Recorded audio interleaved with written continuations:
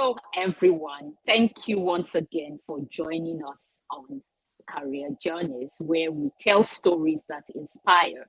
On this show, I have different professionals come in to share their stories. And as I ask my questions and they answer, my hope is that you'll be inspired by some of the things that they say. Today, I have an amazing guest with me. His name is Emmanuel Akinlaja. I'll have him introduce himself a little bit more elaborately in a moment, but I'll read something from his LinkedIn profile. So, Emmanuel Akinlaja is director level senior HR professional and leader at the SOAS, University of London. I have here on his profile as well, University of Westminster. We'll learn all about that in a moment. And is a chartered FCIPD, all those interesting letters. Welcome, Pastor Amy. Thank you for joining me on Career Journeys today. Thank you so much, Pastor Myra. It's a pleasure to be here, and I join you in welcoming everyone who is watching us today. It's a pleasure to be here. Oh, thank you. It's a pleasure to have you. Please tell us a little bit more about yourself and interpret some of the tongues I just spoke. Thank you. All right. Thank you. Thank you so much. So, like you were saying, I work for SOAS, University of London. SOAS is actually an acronym for the School of Oriental and African Studies. You know, it has quite a wealth of history with colonialism and kind of training people here in the UK to go around the world and establish the United Kingdom at the time. So I work for them at the moment as a co-acting HR director for the whole institution. I lead the HR function with another colleague of mine. Please, just a moment. I'm going to edit this part out because okay. Yeah, it went off. My husband went past the do not disturb sign. So please, you are going to start again from introducing yourself. I'm sorry about that. Absolutely no problem, Pastor May. All right, so thank you once again, Pastor May, for having me on the program. It's a pleasure to be here. Like you said, I work for SOAS, University of London. SOAS is actually an acronym for the School of Oriental and African Studies. Quite a wealth of history with the United Kingdom, colonialism, training people and sending them into the rest of the world to establish the empire over 100 years ago, you know. So that's what the university has been about. And I'm currently the co-acting director of HR with another colleague of mine. We're kind of covering that role until the new director comes in. And I have been with SOAS, University of London, for almost 5 years now. Prior to that, I worked for an international development agency. You know, one of the acronyms you also mentioned is that I'm a chartered CIPD. So a CIPD is the Chartered Institute of Personnel and Development, and I'm currently a chartered fellow of that association. So that's what some of those acronyms stands for, and that is like pretty much at the top of the institute at the moment in the United Kingdom, or globally speaking. Wow! So it's a pleasure to be here. Wow, amazing. Congratulations on being a fellow of the Thank you very much. Thank you very much. So how did you land here? How did you get here? What does one study in college to become a chartered? Tell me again. FCIPD. Yeah, that's a good question, Pastor May. So my first degree was in economics. I mean, to be honest, people have come into human resources from different college degrees. So, I mean, I wouldn't necessarily say that, you know, a specific college degree can take you into HR because, you know, as you know, sometimes you go to college, you get trained, you get experience, you kind of develop your mindset, and then you decide what it is you want to do in your career. My story or my journey is slightly different than people coming in from everywhere. My first degree was in economics. And so in my final year in economics, we were studying a module called business economics. We're looking at corporate governance. We're looking at, you know, management, leadership. But one of the topics within that module was human resource management. And so while we're studying that aspect of the module, I was like, oh, this is me. You know, this this looks like me, this sounds like me, and this feels like something I can do for the rest of my life. So I finished my first degree in economics, and I started thinking, I need to go and study human resources. I want to go and learn more about this. I believe this is what I'm going to be doing for the rest of my life. So I initially started looking for a master's degree in Chicago because we had church in Chicago, right? So I was like, if I'm going to go overseas, let me try and find a place in Chicago. But most of the masters to have you here. most of the masters in the United States were for 2 years, and I was like, I don't want to study for 2 years. I've already spent like 5 years of my life in college or university, so I want to go to a university that will just take a year. So I started looking at the UK. I mean, obviously, we were thinking about London at the time in the ministry. So I thought, okay, let me kind of position myself in London. I had a friend who had studied this master's in human resource management, asked her about the course, applied to the university. It took me a few years to get in, but I eventually got in to study human resource management. While I was doing my master's, my sister encouraged me to get an office job. Right. So the moment I walked into her house, because I stayed with my sister when I did my master's, she kind of said to me, look, while you're with me, you're not allowed to go and work for any of these fast food restaurants. You're not allowed to go do cleaning or anything like that. You are going to look for an office job. If you need money, I will support you. So I had that financial support, and I'm grateful for, my sister and the role that she played in my life. But she said, look, you just find an office job. And that's what I did. I focused on getting an office job, and I eventually landed, while I was studying my master's degree, an opportunity to volunteer for a children's charity as an HR assistant. So I was doing my master's in human resource management, and I got to volunteer, once or twice a week with this charity, and they were getting me to do everything. They had this really nice program to train their volunteer, and I would do basically kicking me through all the different elements of human resources, and I was just ticking the boxes, So that was really great that I was getting the real life experience while I was studying, and that kind of really established my foundation, especially in relation to like UK employment law, UK HR practice, and those sorts of things.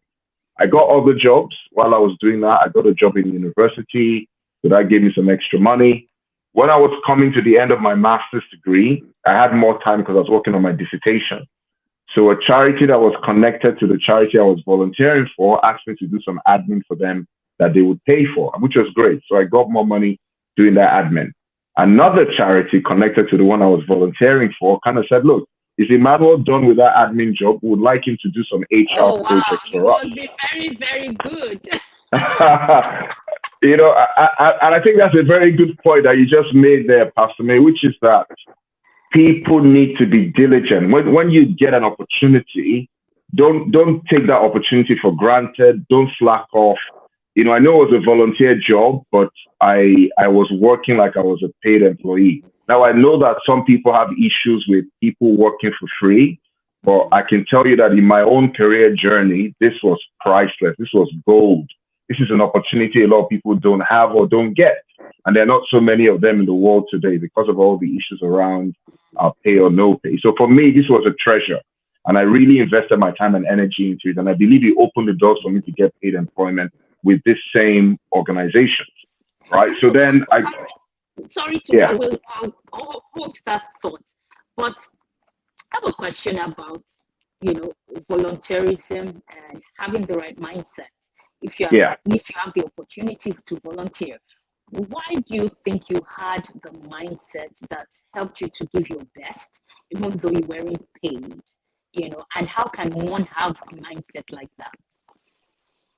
That's a very good question, Pastor May. I think the first thing that popped into my mind when you asked that question is that I've been volunteering for quite some time in the church, right? So when I was on campus, I was volunteering with the campus fellowship. That's the church fellowship. When I got out, I volunteered a lot more. I did a lot of traveling. So I had built a sense of responsibility and accountability volunteering with Kingsword Ministries International. I built a sense of diligence, right, as a young person, because I had responsibilities in the fellowship.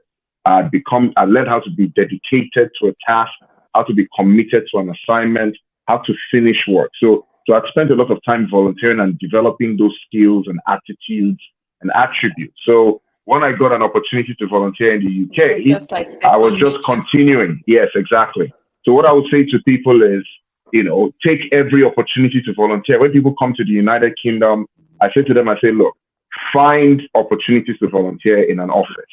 Because what you do as well in volunteering is that you develop, skills, you develop attributes, you develop attitudes, you will develop relationships, you will get a company that can write a reference for you, that will tell another company that you are a good person to take on board. Because sometimes some people are afraid of being the first person to take you on. But when somebody else has taken you on and can write a reference, and they have a bit more confidence in what you're saying in your CV or what you're saying in an interview. So volunteering is, it's absolutely gold, really. That's very profound. Absolutely Yeah, that's very so, Please and continue. I think in volunteering, I was able to develop relationships with the people that I worked with as well. And so they fed into helping me grow my career. So once I finished my master's degree, that other charity said, oh, we will pay Emmanuel to do some HR projects for us. And then the charity I was volunteering with then said, well, if this other charity is paying you to do HR work, then we are going to start paying you to do HR work as well. Oh, wow. Right? So I moved from being a volunteer to being a paid member of staff. Right? So I had two separate charities paying me to do HR work. One was, projects, which were really good because I was engaging with unions, engaging with the executive board, even though I just graduated from my master's degree, right? I was in the boardroom talking to the board about policies and things like that. So that was really good experience. And I started thinking about, I wanted to get married, I wanted to get a house, I wanted to get a number of things. And, I would spend some days with this company, spend some days with that company. I thought, okay, it would be great if I can get a full-time job, a full-time permanent job with just one employer. So I started applying for jobs. And I remember my HR manager at the time telling me that, look, when they give you this job, whatever salary they offer you, ask for more. She said, whatever they offer you, ask for more. I thought, really? I can just ask for more. I was like, okay, I'm going to do just that. So I did a number of interviews, some of them were not successful, but eventually I got a phone call. I was invited to a second round interview. I did the second round interview and they called me to offer me the job. Now, everybody kind of knew that Emmanuel was looking for this full-time permanent job because, they were just paying me for the work I was doing at the time. So everybody was happy for me to look for a job. Now, I was in the office. My colleagues were all around me when I got that phone call about this new job. And because in the other place, they had told me when they offer you the job, ask for more money. So there I was kind of saying, thank you so much for this offer. I'm so excited to join you, but I would like to be paid more money. And everybody in the room in this second office was kind of going, no, don't do that. Like, no, they're offering you a job. Why are you asking for more money? But I'd already said it. So, there was no coming back from it. And the person was like, well, I don't have the authority to pay you more money, but I'll go away and speak to my boss and come back to you. And the individual went away, came back, and they offered me more money. They offered me 2 points higher than they originally offered me. Right? And so I've always made it a practice. Whenever I'm offered a job, to ask for more money. And I've always gotten it. It's amazing. I've always gotten it. That's very good advice. I think is there ever a situation where it's not advisable? Well, I think sometimes you need to look at the context or maybe the role, right? Where are you going? What are they offering you? Will I say there are times when you should not ask for more?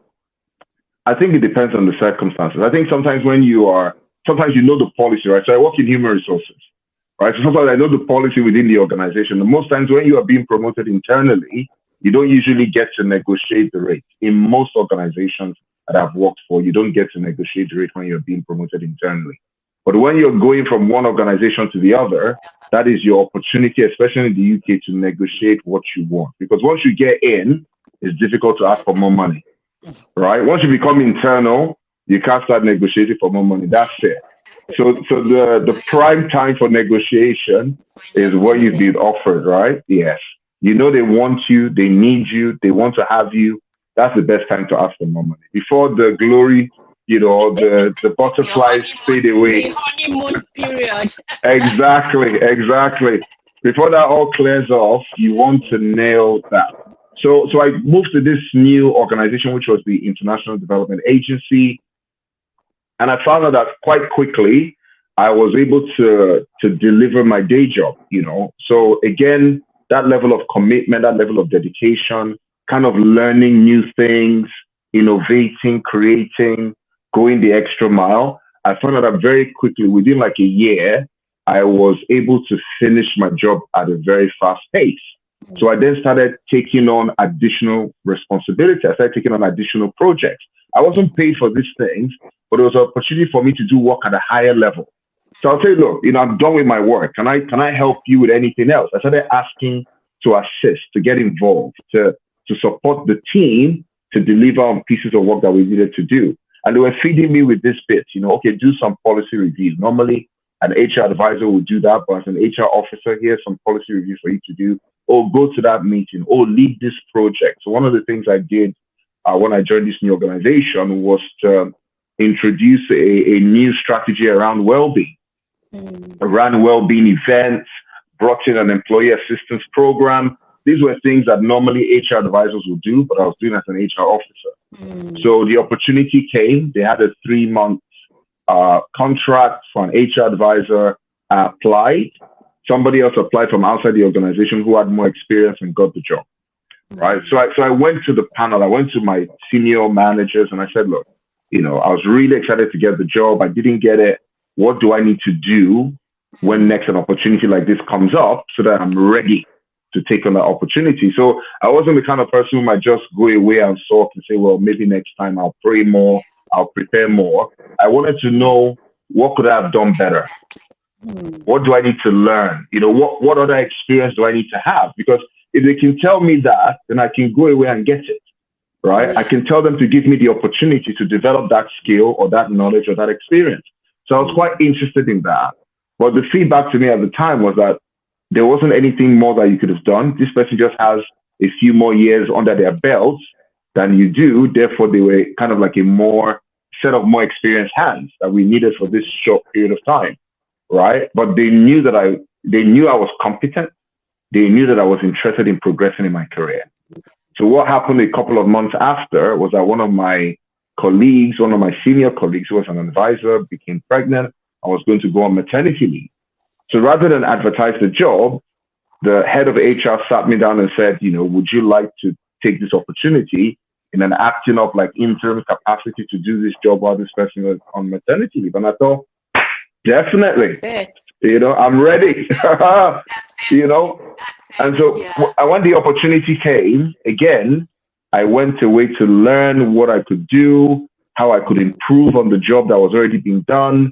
And I started introducing new ways of working, introducing strategies, engaging with directors in the organization. I was an HR advisor and business partner. I was essentially setting the pace for business partnering in the organization, right? So the person who was meant to be this acting up interim, we're not so sure, let's give him a try, started leading the pack essentially. That's what I started doing. I started establishing processes, ways of doing things that really gingered the rest of the team and really got them really excited and said, okay, let's do this, let's apply this the way Emmanuel is doing. But that was just a maternity cover. Right? It was a maternity cover. You were a super sub. It's like no. The opportunity for I did. Many months, like 3 months, and it's like you hit the ground running. Yeah. No, it was like a year. Actually, I got a year.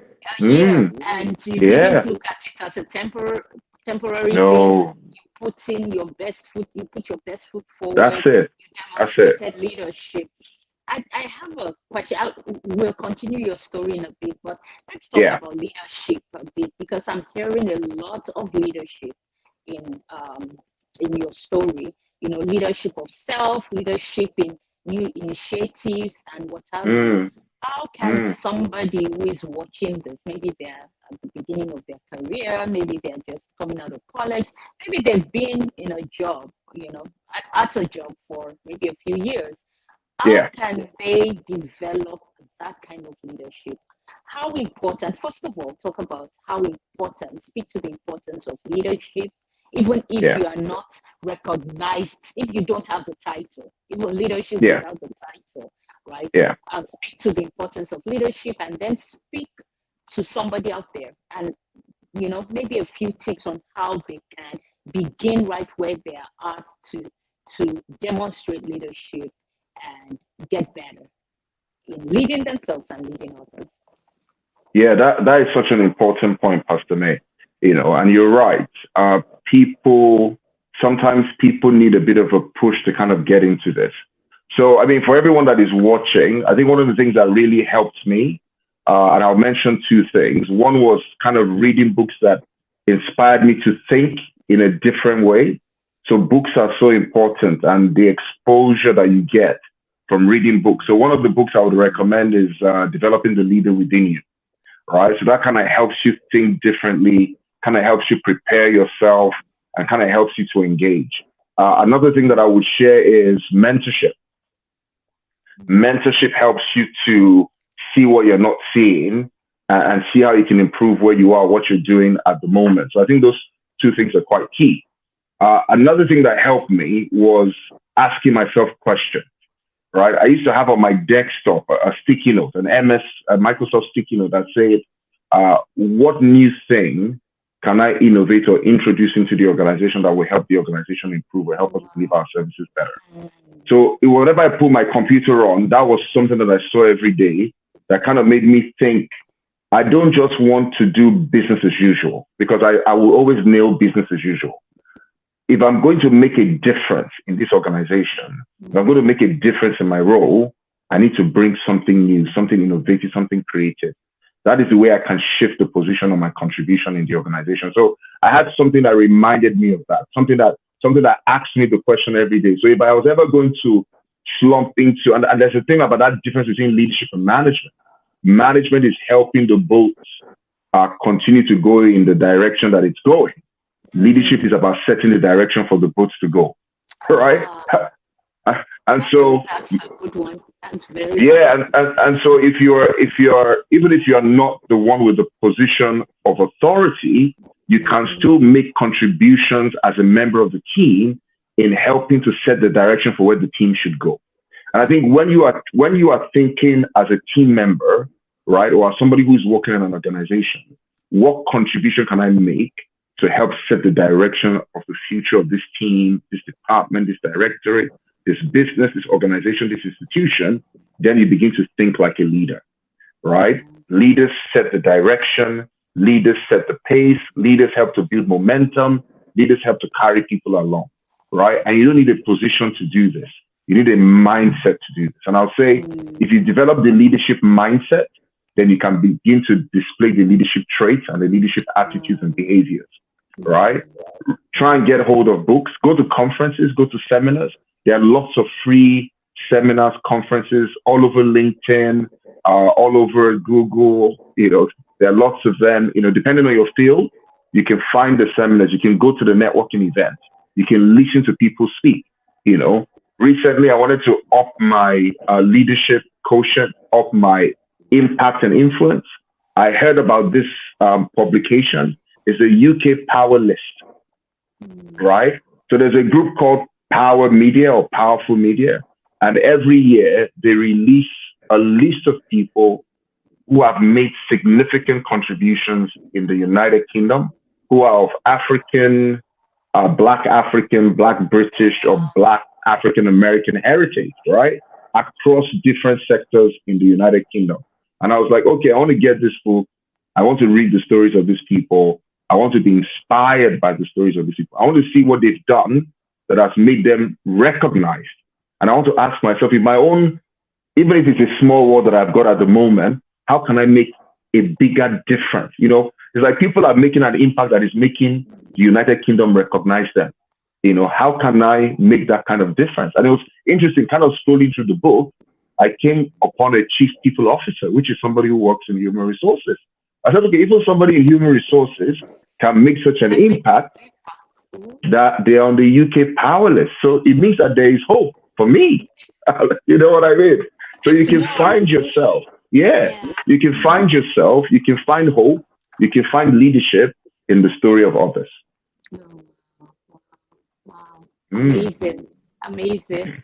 I want to pause and ponder, but let's continue with. I mean, there are a couple of questions I could ask you about that, Yeah, but please go ahead. okay. But I also want us to continue your story. But Okay, let me continue the story. let me ask the question, then continue the Okay, story. okay. So when you pick up a book like that, what are the things that grab your attention the most, right? So somebody goes and looks for an equivalent in their country or whatever. Yeah, What should they be looking out for? How can they make the most of a resource like that? And because yeah. somebody else could take it and then get intimidated and feel like, oh, okay, people are doing things at this level and I'm here. And then they actually, instead of getting inspired, they can actually shut down and feel so overwhelmed by, okay, maybe the work they need to do on themselves, the progress they need to make, or what have you. So when a person who is looking to move ahead, to develop, Yeah. to grow, picks up a resource like that, what should they be looking out for? Okay. I mean, I think you've already touched on one of them, that which is inspiration, right? Get inspired. I mean, like you said, don't get depressed, don't get demotivated. One of the first thing you want to do is get inspired. That's number one. Number two, you want to get information, right?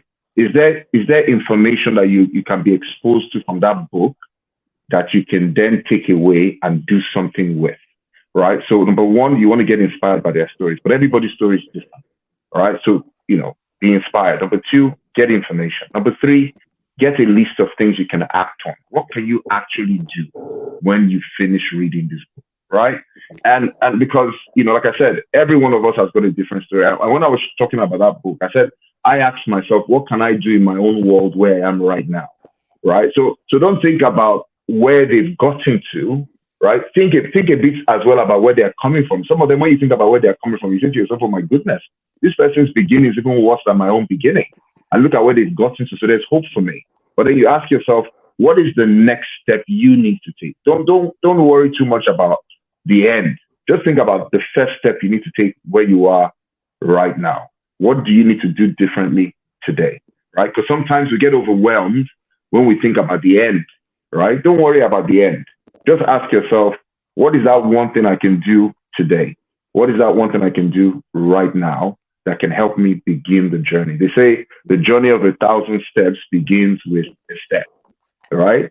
So, or 1,000 miles begins with a step. But essentially, get information, get inspiration, get a list of things you can execute, and then start where you are. Start where you are. Beautiful, beautiful. Thank you. Now continue with your story. All right, so I kind of progressed from HR advisor to HR manager, did a lot of wonderful things as HR manager, and then I became bored. I felt like, again, I have conquered this job, I have conquered this organization. If I continue, I will be comfortable, I will go into work, I will not necessarily be motivated, but I will be fine. And there's something, I've realized that there's something about me. When I get bored, I start looking for something new, right? Which is why I think there's a part of me that was saying, what are we going to innovate? What are we going to create? What are we going to do today that's going to be new, going to be fresh to keep us, satisfied and motivated at work? And so people need to understand what keeps them motivated and kind of major on the majors and minor on the minors. So I started looking for a new job. And then I saw that, SOAS was advertising the role of an HR business partner. I looked at what they wanted the person to accomplish, and I thought, that's me. I can walk in there. It looks like there are enough challenges in this role and in this organization to keep my brain stimulated, right? So I said, I'll apply for the job. I went for the interview, nailed the first interview, went for the second interview. Obviously, they were very happy with me, and they appointed me into the role. Now, when I got to SOAS, well, it's a completely different world. Very different to what I've been used to, I had been in the world of academics. Academics are very established and very accomplished individuals, and, have a very certain standing in the world and in their small world and in the big world. So it's quite interesting to kind of engage with that. So I had to learn, a new sector. I had to learn how to engage with people in a new field. I had to apply my HR knowledge and experience and skills differently. But then again, once I'd gotten my feet under the table, I became very established in the role, and I began to progress in my career. I began to progress. So I went from HR business partner. I became the head of HR services. Not long, maybe about 6 months, I became head of HR services in April. By October, I became deputy director of HR the same year. And then I was deputy director of HR for about a year after that.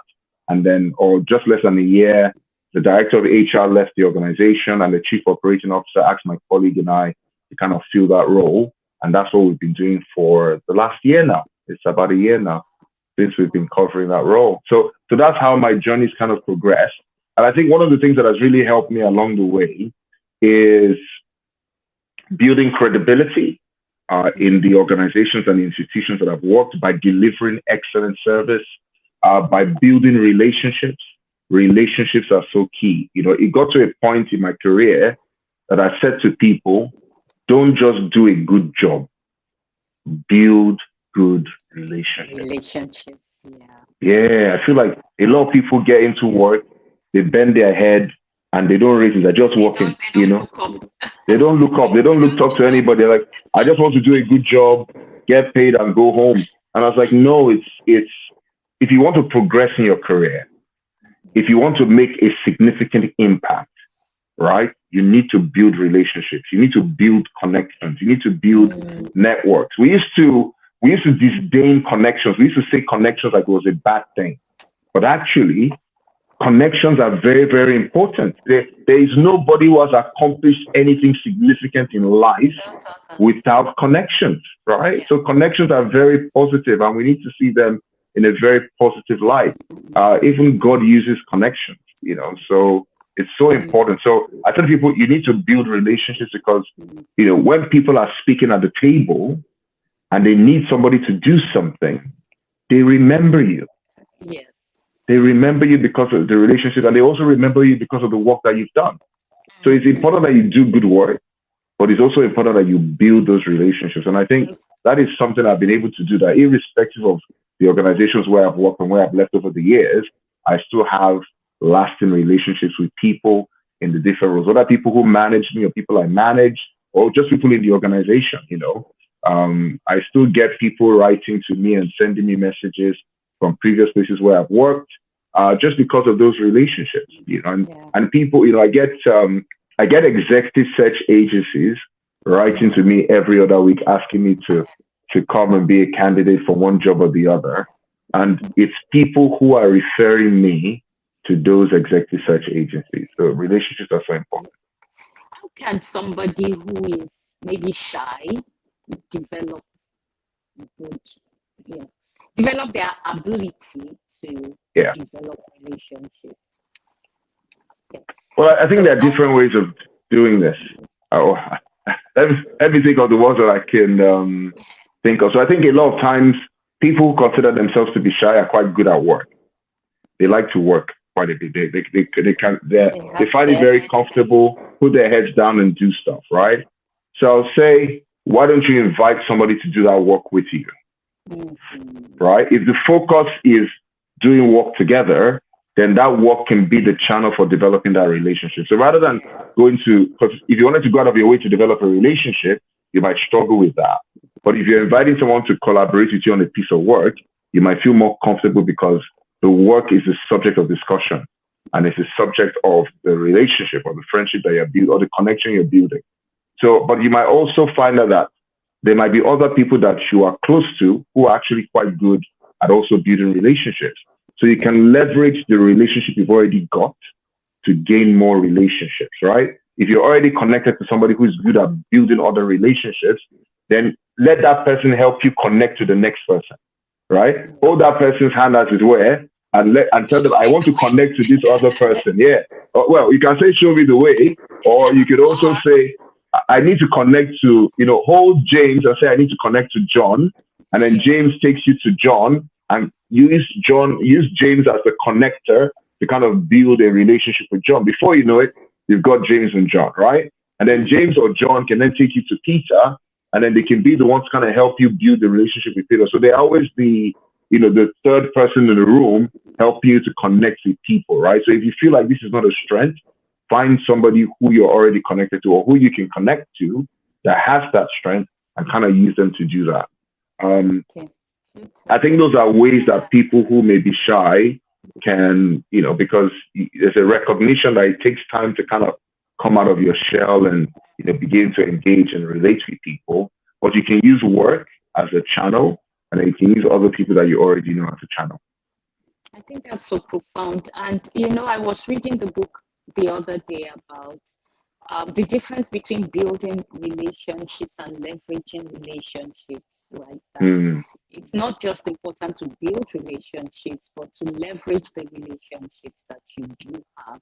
And I think that's, sounds like what you're saying in that last advice you gave. Indeed. Look at the ones you already have and leverage them.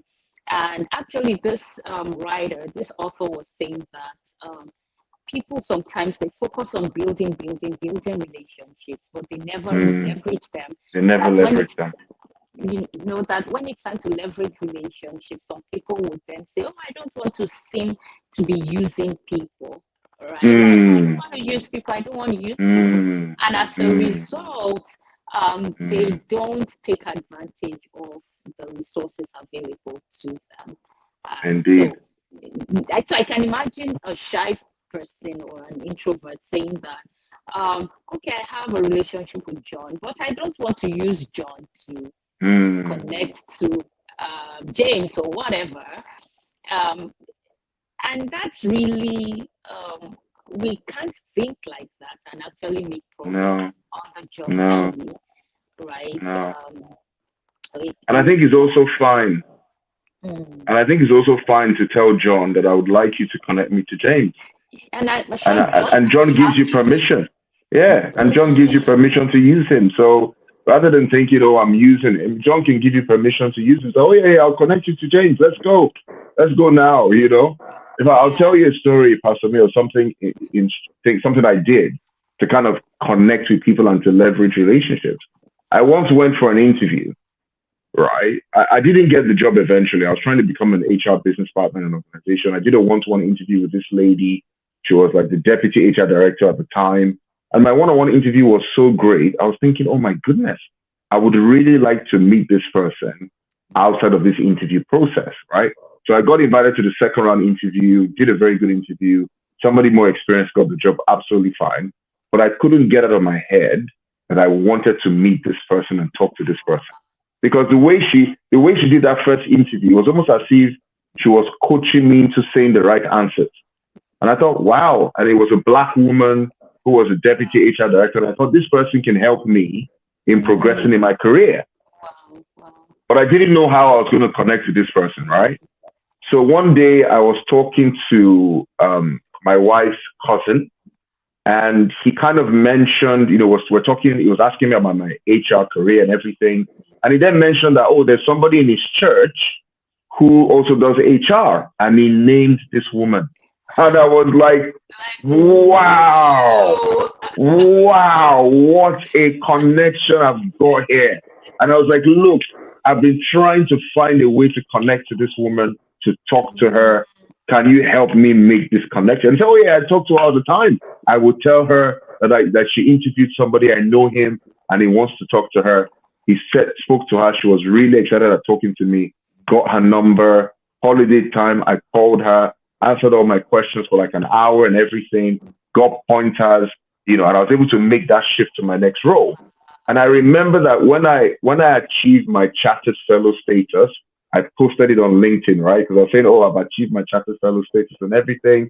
And then she sends me a private message to say, congratulations. Here is a link to an HR director job that you can go ahead and apply for, So even several years after, she's still cheering me on to kind of progress in my career. But it was the fact that I went for an interview. I met somebody who made an impression on me. I set out to find that person and talk to that person, and the connection happened.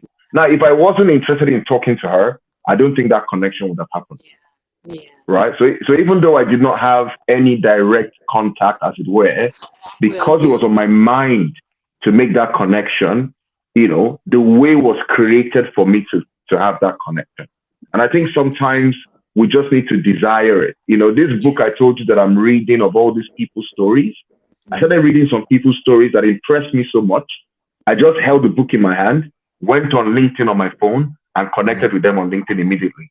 I was like, I don't need to wait for anything. I can just jump on LinkedIn, connect with this person, and begin to follow their story so that inspiration can continue. So, I would say to everyone who's watching today, if there's somebody who you feel can make a difference in your career journey, who can really help you, start thinking about how you can connect with them, because you never know. You bump into, say, we're never more than 6 people away from the people we want to meet.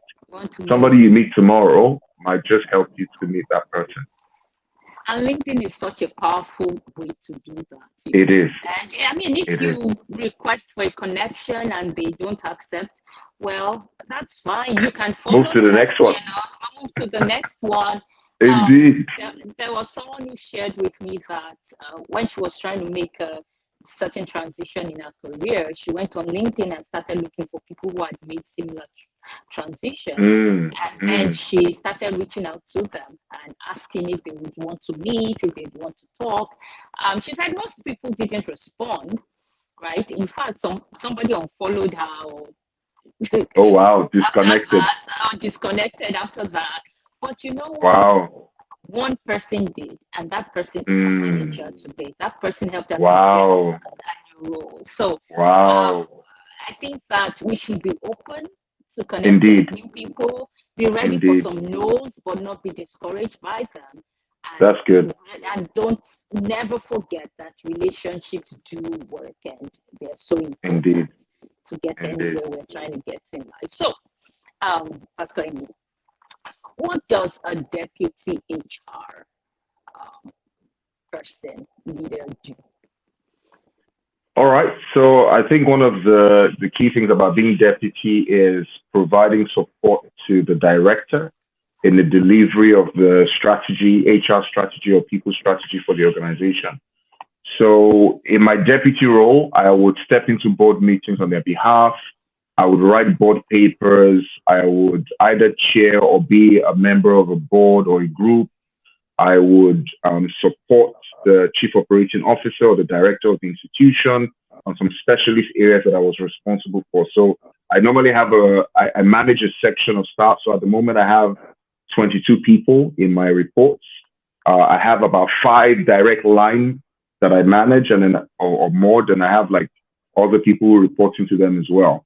So there's that aspect of the work where you are delivering an aspect of the strategy for the organization, but then you're also providing support to the director in the delivery of the wider strategy as well. Wow. 22 people, that's a lot of people to lead. How do you deal with people issues? People headaches, somebody comes to work, they woke up on the wrong side of the bed, and they're just out of it. Yes, indeed. How do you deal with people? What are some strategies you use?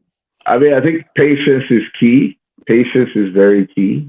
And I think because we've managed people for many, many years in a voluntary service, it's helped us to develop the skills of working with people, understanding people, showing empathy, but also placing a demand on people to be responsible and accountable when necessary. So I think there is a balance as a leader. You need to empower people to be able to walk, to be able to deliver the service.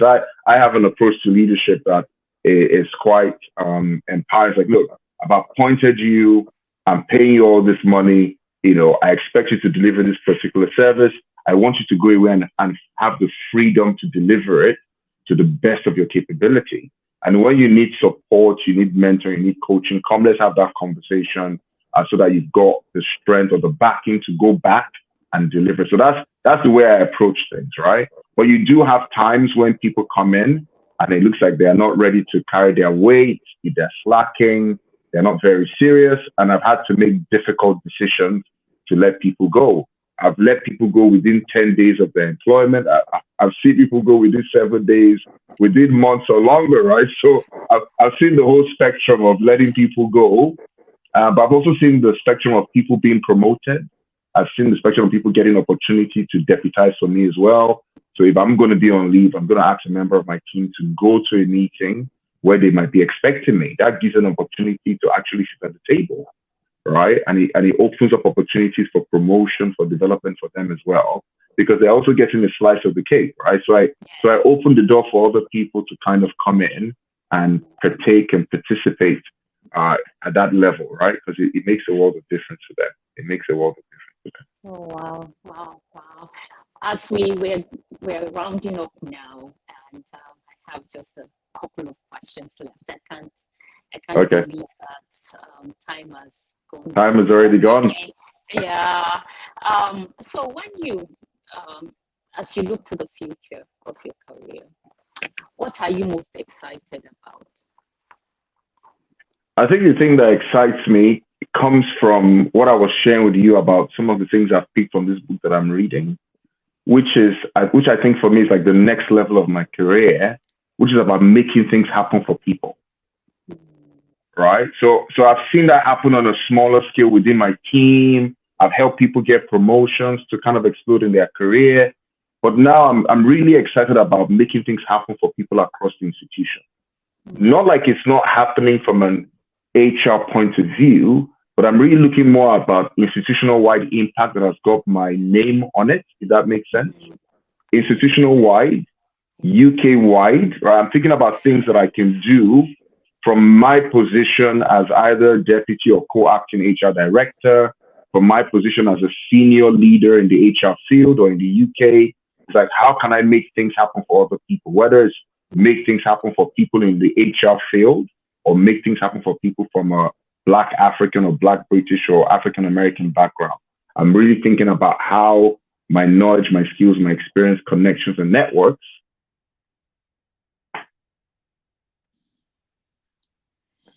can help me have the best impact possible. Beautiful, beautiful. Wow. All right, last question.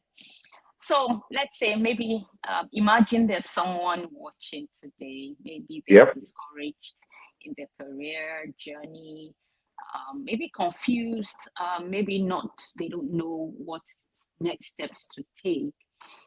And they're just there, just wondering, what do I do? I'm confused, I'm discouraged, I'm not inspired, I want to quit my job, right? What would you say to encourage someone like that as your closing remarks today? My closing remarks. What do I say to somebody? I would say, get fresh hope. Hope is a powerful force. Sometimes we can get so entrenched in what we're going through right now that we're not able to see what the future holds for us. And I think being able to catch a glimpse of the future, what is it that you would like your life to be when you get through this phase of your life? What does that future look like? If you can, imagine it. If you can, write it down. Write down what your life will look like when you've been through this phase, when you've gotten over this hump or you've gone past this valley of doubt and insecurity and troubles. What would your life look like? Write that down and think about that. And I also want to encourage you to find people. We talked about connections and relationships. Find somebody. There's somebody who might be able to help you to make the shift that you need to kind of progress from where you are, right? So have a future that you really want and that you can picture. You can put it up on your wall. You can put it on your laptop as a saver screen on your phone. Put it everywhere. You listen to yourself, say it over and over again, and then find people who can help you move forward from where you are to where you want to be. Those would be the two things that I share as we end today. Thank you for being on the show. Thank you so much for having me. It's been my pleasure, Pastor Emmy. Thank you. Thank you for having me, Pastor Mary. It's a pleasure. Absolutely lovely. That I'll have another opportunity on a platform like this to bring you back and continue the conversation. So I look forward to that. And I hope that I will have so many new things to share with you about the impact that I've made since we last spoke. I look forward to hearing those both on and off camera. Indeed. God bless you. Indeed. Have Thank you so much. rest of the day. Thank you so much. Bye, everyone.